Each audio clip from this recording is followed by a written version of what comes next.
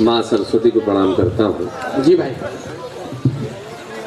और खरिया रोड में इतनी रात इतनी ठंड के बावजूद भी आपकी इस उपस्थिति को नमन करता हूँ, प्रणाम करता हूँ। और आपके इस नहीं, ये कविता के लिए है, मैं हिंदी कविता का एक हिस्सा भर हूँ और आपका प्यार आपने कहा मेरे लिए, मैं बड़ा सार्थक हूँ इसके लिए। लेकिन यकीन मानिए आप लोगों का प्यार ये हिंदी कविता के लिए है। और ये गौशाला का जो काम आप लोग कर रहे हैं राकेश जी, मैं इस भाई मनवीर ने कहा कि और प्रदीप जी ने भी ये कहा कि ये शैलेश का यहाँ इस रात को होना चमत्कार से कम नहीं है। इतना दूर मैं बहुत छोटी सी बात बताना चाहता हूँ। मैं आज शाम को 4 बजे तक शूटिंग कर रहा था और कल सुबह 9 बजे से फिर मुझे शूटिंग करनी है। मैं इस भागदौड़ में सिर्फ इसलिए आया कि राकेश जी का एक मैसेज मेरे पास आया था कि हम गौशाला के काम के लिए इतनी सुदूर जगह के अंदर इतनी परिश्रम कर रहे हैं और आपके सहयोग की आवश्यकता है। तो मुझे लगा जिंदगी के अंदर बहुत ऐसी जगह भी जाना चाहिए जहाँ मेरे सहयोग से अगर कुछ हो सके। आप एक बहुत भला काम कर रहे हैं, इसलिए मैं यहाँ पे बहुत बहुत शुक्रिया। मुझे इस यज्ञ में आहुति देने के लिए आपने बुलाया, मैं इस यज्ञ में आहुति देने के लिए आया हूँ। आपने अब ये एक तो भाई साहब कैमरे वाले आप दोनों बैठ जाओ, अब खड़े मत होना बीच में। फिर लाइट बंद कर दीजिए आपके कैमरे की। और अगली बार कार्यक्रम करें तो कैमरे साइड में रखवाएं, पीछे वालों को बहुत तकलीफ होती है। जो पीछे बैठे होते हैं उन्हें बड़ी दिक्कत होती है। और अभी भी साइड से अगर आप रिकॉर्ड कर सके तो कर लें, आवाज वही आएगी। हाँ, इधर से कर लीजिए। ईश्वर जी ने 1000 बार सुना। दस का कभी नहीं हूँ, ओज और उमंग मेरा विषय नहीं है। उनमें जो ऊर्जा है, उनमें जो तेज है, उनमें जो उमंग है, उनमें जो उल्लास है, वो उनके शब्दों में कविताओं में झांकता है। भगत सिंह की कविता पढ़ रहे थे तो मुझे अचानक मेरे एक बहुत प्रिय कवि मित्र हैं संजय झाला, उनकी 2 पंक्तियां याद आ गई। क्या बात है? मैं उस कविता से उन्हें जोड़ता हूँ। जो कविता वो पढ़ रहे थे, पूरी कविता का अगर संजय अपने ढंग से व्यंग्यकार लिखता है तो क्या लिखता है? 2 पंक्तियों में उन्होंने कहा कि कभी सलमान की चालों, कभी कैटरीना के गालों और कभी धोनी के बालों के लिए मर गए।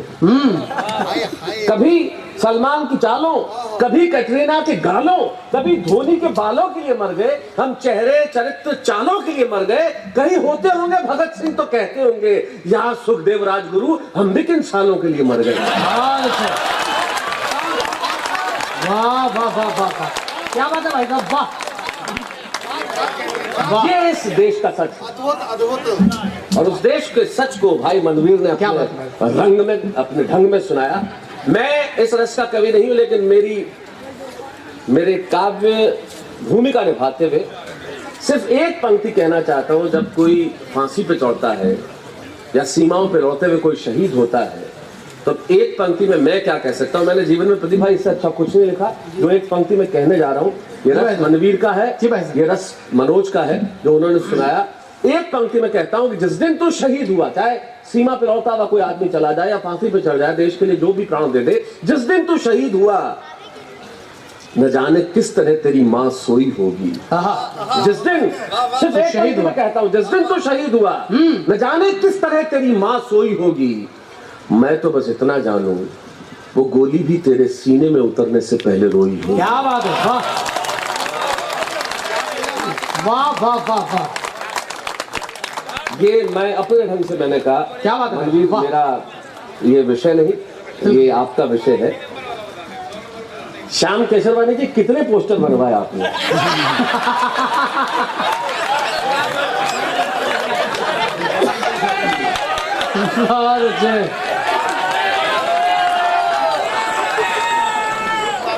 राकेश जी सच सच बताओ, कितने पैसे दिए गए?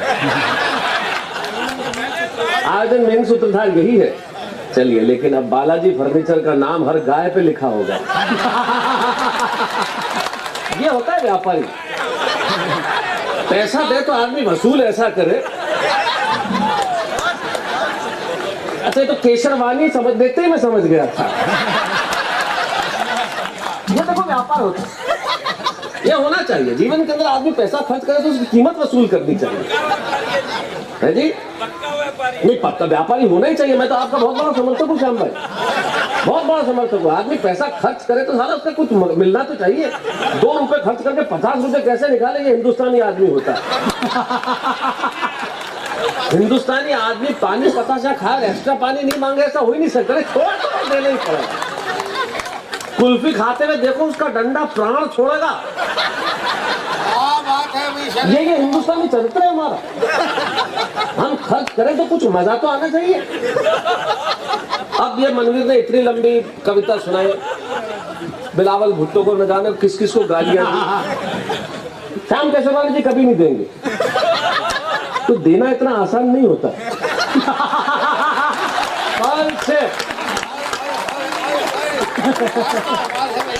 प्रदीप भाई, और बिलावल भुट्टो के लिए क्या उस बेचारे को देखो, आप मासूम को आप कुछ कह रहे हो। तब मदन मोहन दानिश आपके इलाके के एक शायर, उनका एक शेर मुझे याद आता है। मनवीर, बिलावल को कुछ कहने के पहले उनका एक शेर सुनो कि मायूस नहीं होते लाचार के आगे। क्या बात है, मायूस नहीं होते लाचार के आगे, और बीमार क्या होना बीमार के आगे। जो खुद बीमार है उसके लिए कोई क्या कहा जाए, कुछ कहने की आवश्यकता ही नहीं। अच्छा, गाली भी दो तो ऐसी दो जहां कुछ इफेक्ट हो। नेताओं को तुमने बहुत कुछ कहा कुमार, अपने क्या कहना बेचारों को। इन्वेस्टमेंट वहां करो जहां कुछ रिटर्न हो।